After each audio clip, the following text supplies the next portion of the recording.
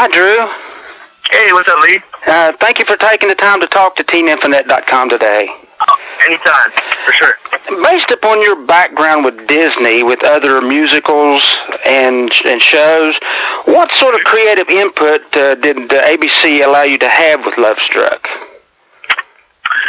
Well, I did get the chance to write a bonus track for the soundtrack, which was really nice. Because I guess, I wrote and sang a lot of the music from Cinderella's story and, the High School Musical stuff. So they knew that was something that I could add to the piece of the puzzle too. So, there's a song called Here and Now that's on the soundtrack.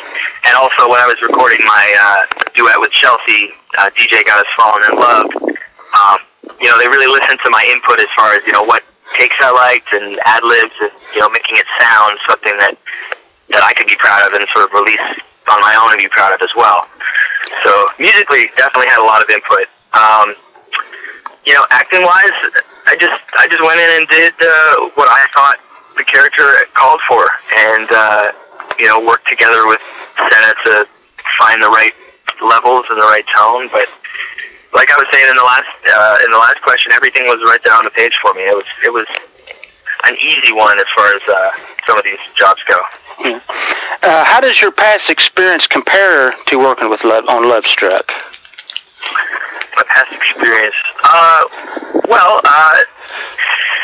I definitely called upon, my dance background, and I think this movie is similar to Cinderella's story, at least the character that I could performing.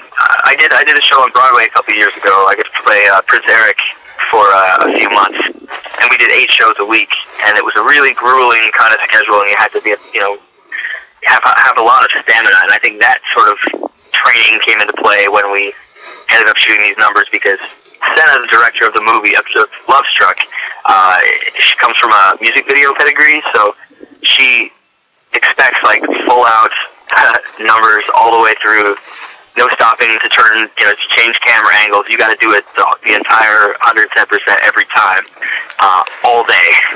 So, I was sore for about a week, I think, after we shot our scenes. But I think it's worth it, what came out on screen. So, you've been able to combine music and acting rather nicely, but are you more passionate about one over the other one?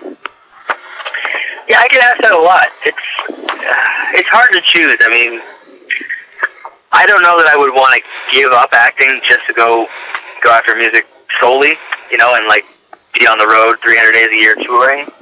I really like having LA as my home base, and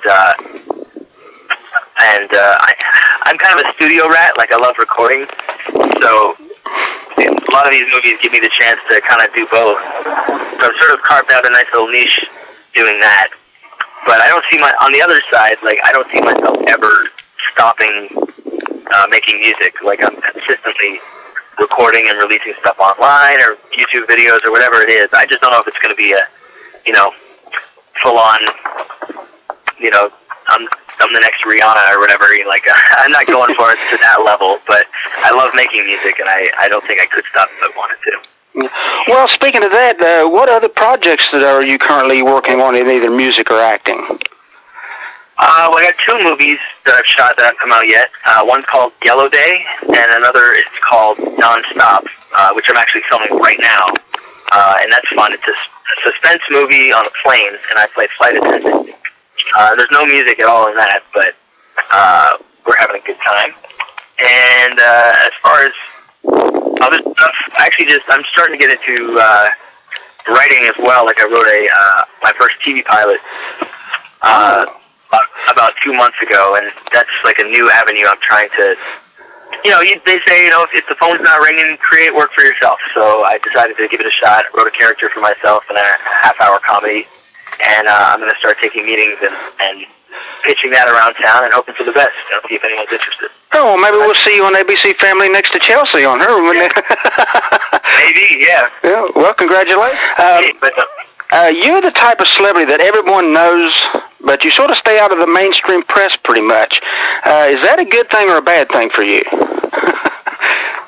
Well, it's not a deliberate attempt on my part to stay out of the mainstream press. I think I just haven't really done anything quite large enough to break through. You know, like I'm not in any Twilight franchises or anything like that.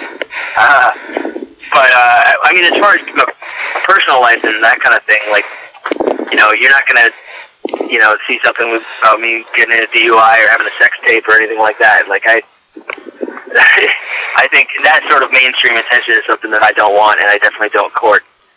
But career-wise, like, you know, I'm like any other ambitious, excited actor in Hollywood. You know, I want to do great projects and bigger things and keep building my career. So, you know, hopefully Lovestruck will do well and will lead to something else that will, you know, take me there.